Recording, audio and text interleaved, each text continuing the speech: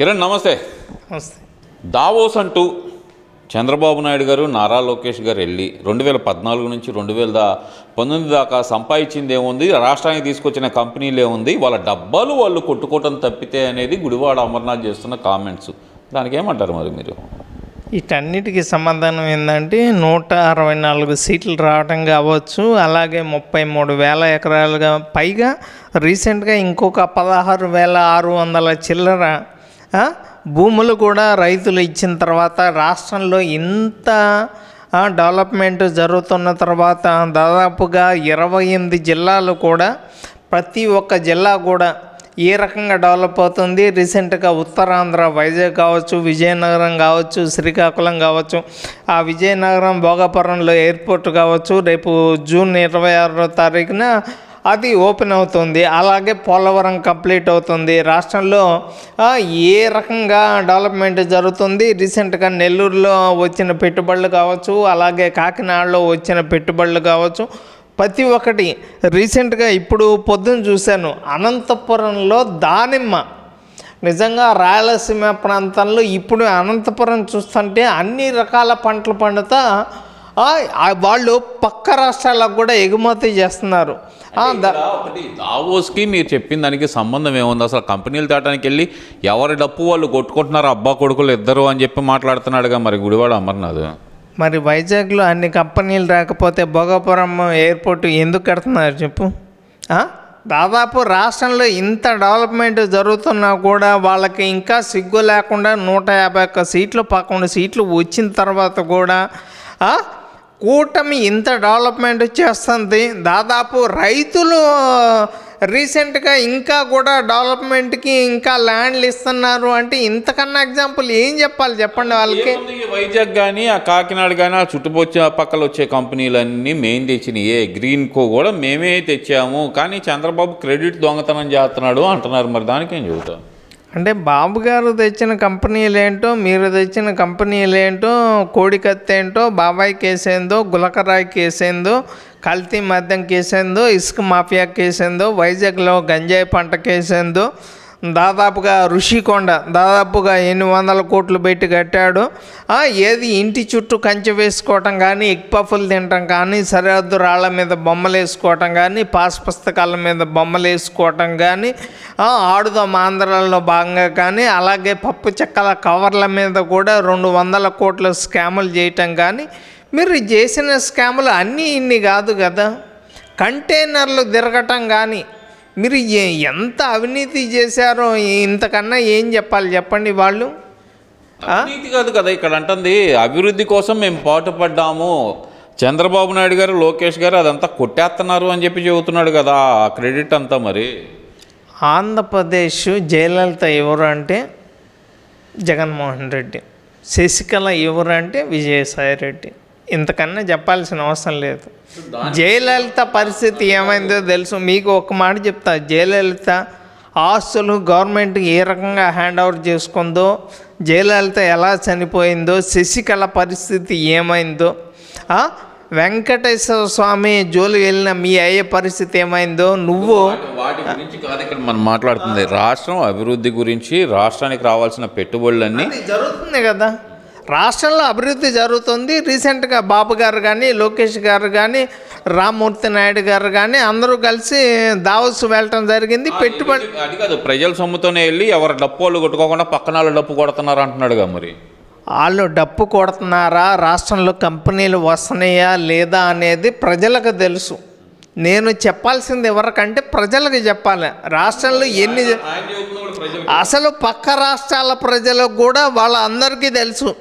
ఎందుకు మీరు పక్క రాష్ట్రాల్లో అడగండి, పేపర్లు వాళ్ళు ఏ పేపర్ చూడట్లేదు. ఆ ఒక్క సాక్షి పేపర్, ఆ సాక్షి ఛానల్ చూస్తున్నారు. వాళ్ళకి ఏం అర్థం కావట్లే. మీకు రాష్ట్రంలో ఏం జరుగుతుంది ఏంటి అనేది అందరికీ పూర్తిగా తెలుసు. మీరు అధికారంలో ఉన్నప్పుడు ఏమేం జరిగిందో, మీకు ఎందుకు 11 సీట్లు వచ్చినాయో, ఇంతకన్నా ఏం చెప్పాలా? ఇక్కడ ప్రధానంగా చూసుకుంటే కనుక చంద్రబాబు నాయుడు గారు చేసింది ఏమీ లేదు అభివృద్ధి, మొత్తం మేమే చేశాము అంటున్నారు. దానికేం చెబుతాం? ఇంకా అభివృద్ధి అంటే నేను తెలంగాణలో బాబు గారు చేసిన అభివృద్ధి గురించి చెప్పమంటే చెప్తా. అలాగే సరే వదిలేయండి. ఆంధ్రప్రదేశ్లో 33,000 ఎకరాలు ఎందుకు ఇచ్చారు? ఇంకా రీసెంట్గా 16,600 ఎకరాలు ఎందుకు ఇచ్చారు? ఇచ్చింది మొత్తం దోచుకోవడానికి చంద్రబాబు నాయుడు వాడుకుంటున్నాడు అంటున్నారు. మరి భోగాపురం ఎయిర్పోర్ట్ ఎందుకు వచ్చింది? వైజాగ్లో ఎందుకు కంపెనీలు, అన్ని కంపెనీలు వస్తున్నాయి? రీసెంట్గా నెల్లూరులో ఎందుకని అన్ని వేల కోట్లు పెట్టుబడులు పెట్టారు? రీసెంట్గా కాకినాడలో కూడా ఎందుకు అంత పెట్టుబడులు పెట్టారు? ఆ రాష్ట్రంలో ఇంత డెవలప్మెంట్ జరుగుతున్నా కూడా మీకు ఏమీ కళ్ళ కనపడినట్టు, మీకు ఏమీ తెలియనట్టు అన్నీ మరి మీ అకౌంట్లో ఎందుకు వేసుకుంటున్నారు? మరి కంపెనీలు తెస్తే మేమే తెచ్చాము. మరి అధికారంలో ఉన్నది బాబు గారు అయితే మీ అకౌంట్లో ఎట్లా వేసుకుంటున్నారు? అప్పుడు మేము తెచ్చాము. ఎప్పుడు? వాళ్ళు అధికారంలో ఉన్నప్పుడు తెచ్చారు. సరే, మీరు అధికారంలో ఉన్నప్పుడు తెచ్చినట్టయితే మీకు 11 సీట్లు ఎందుకు వచ్చాయి? 151 సీట్లు 11 సీట్లు ఎందుకు వచ్చాయి? ఆ ఒక్క చిన్న విషయం తెలుసు కదా. మీరు అది తెలిసి కూడా మీరు ఎట్లా మాట్లాడుతున్నారో, మీ మాటలు మీ ఇంట్లో వాళ్ళే అసలు ఎందుకురా బాబు అనుకొని, ఒరే జగన్మోహన్ రెడ్డిని తల్లి నమ్మట్లేదు, చెల్లి నమ్మట్లేదు, మీ పార్టీని ప్రజలు నమ్మట్లేదు, మీరు తెచ్చిన ఏది వాలంటరీ జాబులు కానీ లేకపోతే ఉద్యోగస్తుల జీతాలు వాడుకోవటం కానీ రాష్ట్రాన్ని సర్వనాశనం చేసే విధంగా నేను 3 రాజధానులు కడతాను, సౌత్ ఆఫ్రికాలో ఏ రకంగా ఉందో ఆ రకంగా డెవలప్మెంట్ చేస్తాను అని చెప్పి ట్రంప్ కన్నా దారుణంగా వెనిజులా పరిస్థితి ఎంత అయితే ఘోరంగా ఉండేదో అంతకన్నా గాజా పరిస్థితి ఇప్పుడు చూసారా ఎట్లా ఉందో అంతకన్నా ఘోరంగా ఉండేది. అంటే ఇక్కడ ఇంకో విషయం కూడా ఏంటంటే కనుక అభివృద్ధి అంతా మేమే చేసాము తప్పితే చంద్రబాబు చేసింది ఏమీ లేదు, ఈ కంపెనీలన్నీ మేమే తెచ్చాను ఒక పక్కన గుడివాడ అమర్నాథ్ చెప్తున్నారు. అలా చెప్తే కనుక ఓకే. నారా లోకేష్కి బ్యాక్ బరువు ఎక్కువ, బ్రెయిన్ తక్కువ అంటూ ఒక కామెంట్ అయితే చేశారు. ఆ కామెంట్ని ఎలా చూడాలంటారు? ఇలాంటి మాటలు మాట్లాడినందుకే జగన్మోహన్ రెడ్డి పరిస్థితి ఆంధ్రప్రదేశ్లో ఏమైందో తెలుసు, కేసీఆర్ పరిస్థితి తెలంగాణలో ఏమైందో తెలుసు. ఇంతగా ఎందుకంటే వీళ్ళిద్దరూ కలిసి ఏమేం చేశారో రాష్ట్రాన్ని సర్వనాశనం చేయటానికి. 2014 తర్వాత రాష్ట్రం విడిపోయింది కదా.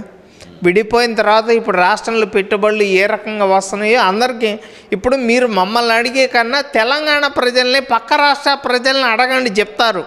ఎవడబ్బా సొమ్మని చెప్పి కంపెనీలకి 50 పైసలకి 99 పైసలకి స్థలాలు ఇస్తారు మీరు అంటూ మరి వైసీపీ నాయకులు ఇదే గుడివాడ అమర్నాథ్ కూడా మాట్లాడుతున్నాడు కదా, మరి దానికేం చెబుతారు?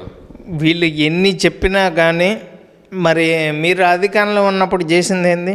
ఇంటి చుట్టూ కంచె వేసుకోవడం గురించి కానీ, అలాగే తిరుపతి సెట్టింగ్ తాడేపల్లి వేసుకోవడం గురించి కానీ, ఎగ్ పఫ్లు పందికొక్కలా తినటం గురించి కానీ, ఆ ఎలకలకి మీరు ఎంత ఖర్చు పెట్టారు ఏంటి, సరిహద్దు రాళ్ళ మీద బొమ్మలు వేసుకోవటం కానీ, పాస్ పుస్తకాల మీద బొమ్మలు వేసుకోవటం కానీ, ఆ ఋషికొండ మీద అక్రమంగా అన్ని 100 కోట్లు పెట్టి ఇల్లు కట్టడం కానీ, మరి మీరు చేసింది ఏంటి?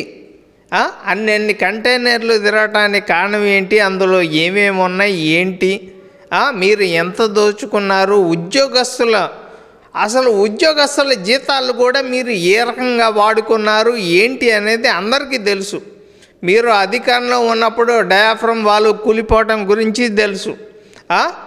మీరు చేసిన డెవలప్మెంట్ ఏంటో అన్నీ తెలిసి కూడా ప్రజలు 11 సీట్లు ఇచ్చిన తర్వాత కూడా ఇంకా మీరు ఇలాగే మాట్లాడుతున్నారు అంటే 29లో టీడీపీ కూటమి అధికారంలో రావడానికి కూటమి పెద్దగా కష్టపడాల్సిన అవసరం ఏమీ లేకుండా వాళ్ళే కూటమిని అధికారంలో కూర్చోబెట్టే విధంగా ఇంకా వాళ్ళే టీడీపీ కార్యకర్తలాగా పనిచేస్తున్నారు అని చెప్పి నేనైతే ఖచ్చితంగా చెప్పగలను.